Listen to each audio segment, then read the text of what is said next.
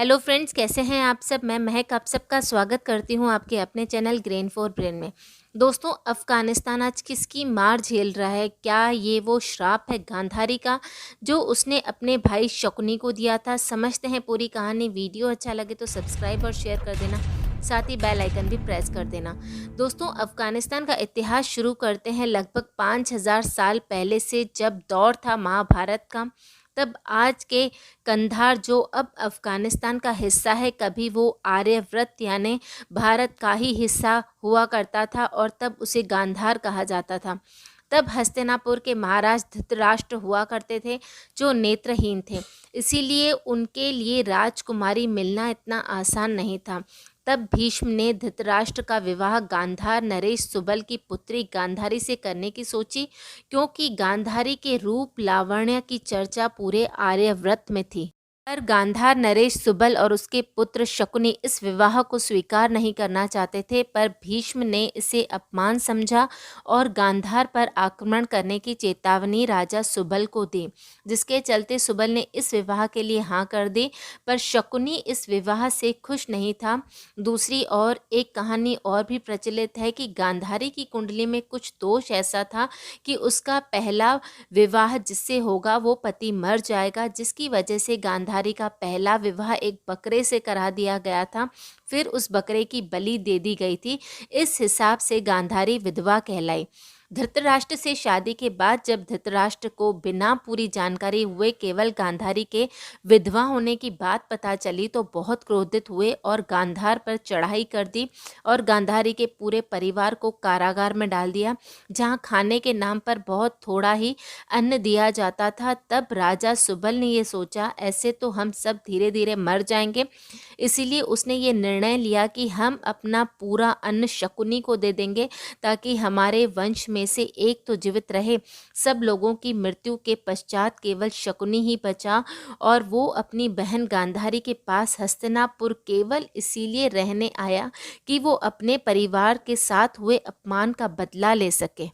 और उसी की कुटिल चालों के कारण कौरवों और पांडवों का भयंकर युद्ध हुआ, जिसे महाभारत का युद्ध कहा जाता है, जिसमें सारे कौरव यानी गांधारी के 100 पुत्र मारे गए। तब गांधारी ने अपने भाई शकुनी को ये श्राप दिया कि जिस तरह तुम मेरे परिवार में अशांति का कारण बने हो, उसी तरह तुम्हारे राज्य गांधार में भी कभी शांति नहीं आ पाएगी। शायद यही कारण है कि अफगानिस्तान आज तक शांति को प्राप्त नहीं हो पाया है। चलिए जानते हैं कि उसके बाद अफगानिस्तान किन किन हालातों से गुजरा। उस भूमि पर आर्यों के कबीले थे जो वैदिक धर्म को मानते थे। फिर बौद्ध धर्म प्रचार के बाद यह स्थान बौद्धों का गढ़ बन गया। 500 ईसा पूर्व इसे फारस के हक्कामनी शासकों ने इसे जीत लिया। फिर सिकंदर के फारस विजय के दौरान ये भूमि यूनानी साम्राज्य का अंग बन गई। इसके बाद यहाँ शकों ने शासन किया। 230 ईसा पूर्व ये भूमि मौर्यों के अधीन भी आई थी। इसके बाद पार्थियन ने और फिर सासनी शासकों ने यहाँ पर शासन किया। बस ये सासनी वंश आखिरी ईरानी वंश था। इसके बाद इस भूमि पर इस्लाम का शासन शुरू हुआ। अरबों ने इस भूमि पर 707 में अधिकार कर लिया। 987 में ये भूमि गजनवियों के हाथों में आई और 1183 में गौर शासकों ने यहाँ अपनी जड़ें जमाई। 17वीं सदी तक अफगानिस्तान नाम का कोई राष्ट्र नहीं था। अफगानिस्तान नाम का विशेष प्रचलन अहमद शाह दुर्रानी के शासनकाल में, जो कि 1747 से 1773 तक चला, तब हुआ था। इसके पहले अफगानिस्तान को अलग अलग नामों से पुकारा जाता था। इसके पूर्व अफगानिस्तान को आर्याना, पख्तिया, खुरासान आदि नामों से पुकारा जाता था। अहमद शाह दुर्रानी अपने चाचा नादिर शाह की मौत के बाद अफगानिस्तान का शाह बना था। अहमद शाह अब्दाली की मौत के बाद उसके कुछ वंशजों ने यहाँ शासन किया। बाद में यहाँ एंट्री हुई ब्रिटिशर्स की। ब्रिटिशर्स के साथ भी अफगान वासियों के 3 युद्ध हुए, जिसे एंग्लो अफगान वॉर कहा जाता है। बाद में 19 अगस्त 1919 को अफगान ब्रिटिशर्स से आज़ाद हुआ। 1933 से 1973 का काल फिर भी अफगानिस्तान के लिए अच्छा काल था, जब जाहिर शाह का यहाँ शासन हुआ।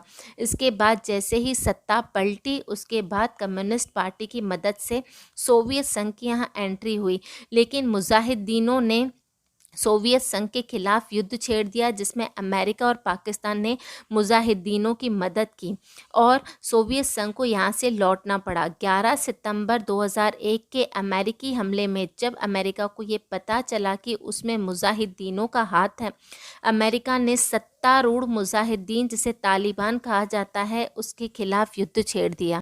अस्थिरता का ये दौर अब भी जारी है, जब तालिबान ने अमेरिकी सेना के जाते ही अफ़गानिस्तान में अपनी सत्ता का आगाज़ किया। तो सोचो, इतने युद्धों के बाद कितना रक्त रंजित हुआ होगा अफ़गानिस्तान। न जाने ये दौर कब तक चलेगा। अब ये उसी श्राप की देन है या नियति, ये नहीं कहा जा सकता है।